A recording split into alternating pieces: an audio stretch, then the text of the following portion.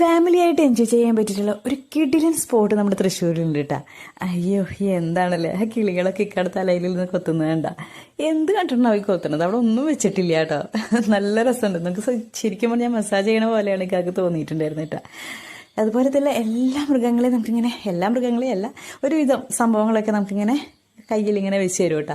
നല്ല രസമായിരുന്നു. എന്താ പറയുക, നമുക്ക് ശരിക്കും എൻജോയ് ചെയ്യാൻ പറ്റിയുള്ള ഒരു കിടിലൻ സ്പോട്ടായിരുന്നു കേട്ടോ. അപ്പോൾ ഇത് എവിടെയാണ് ഉള്ളതെന്ന് വെച്ചിട്ടുണ്ടെങ്കിൽ നമ്മുടെ ചാവക്കാട്, നമ്മുടെ മറൈൻ വേൾഡ് ഇല്ലേ, അക്വേറിയം, അതിൻ്റെ അടുത്താണ് നമ്മൾ ഈ ഒരു ഫാം വില്ല സ്ഥിതി ചെയ്യുന്നത് കേട്ടോ. അപ്പോൾ ഇതിൻ്റെ എൻട്രൻസ് ഫീ വരുന്നത്, നമ്മൾ പോയിട്ടുണ്ടായിരുന്നത് സൺഡേ ആയിരുന്നു, സെക്കൻഡ് പെരുന്നാളിൻ്റെ അന്ന്. അപ്പോൾ അന്നത്തോണ്ടായിരിക്കും ഒരു 200 ആണ് നമ്മൾക്കത് വാങ്ങിച്ചിട്ടുണ്ടായിരുന്നു കേട്ടോ. സാധാരണ 150 ആണെന്നാണ് പറയാറ്.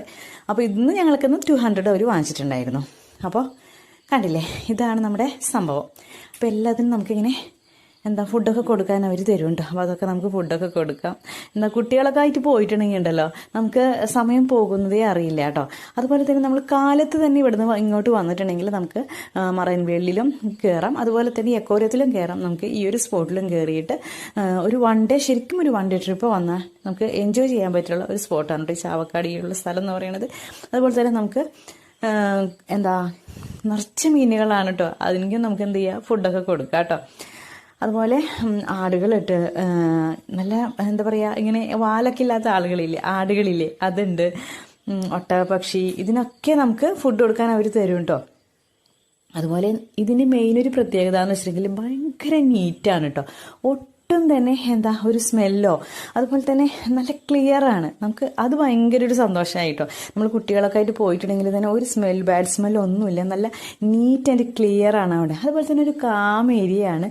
നമുക്ക് ഫാമിലി ആയിട്ട് പോവുകയാണെങ്കിലും, അതുപോലെ തന്നെ ഇപ്പോൾ ന്യൂ കപ്പിളൊക്കെ ഉണ്ടാവുമല്ലോ, അവരായിട്ട് പോവുകയാണെന്നുണ്ടെങ്കിൽ എൻജോയ് ചെയ്യാൻ പറ്റിയിട്ടുള്ള ഒരു കിടിലൻ സ്പോട്ടാണ്. അതുപോലെ തന്നെ നന്നായിട്ട് ഫോട്ടോഷൂട്ട് ചെയ്യാൻ പറ്റിയുള്ള ഒരുപാട് സ്പോട്ടുകൾ നമുക്ക് അതിലുണ്ട് കേട്ടോ.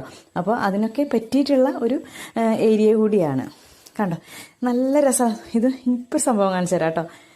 ഇത് നോക്കി, അവൾ കാണിക്കുമ്പോൾ അതിനൊപ്പം കാണിക്കുന്നത് കണ്ട് നല്ല രസമുണ്ട് അല്ലേ അത്.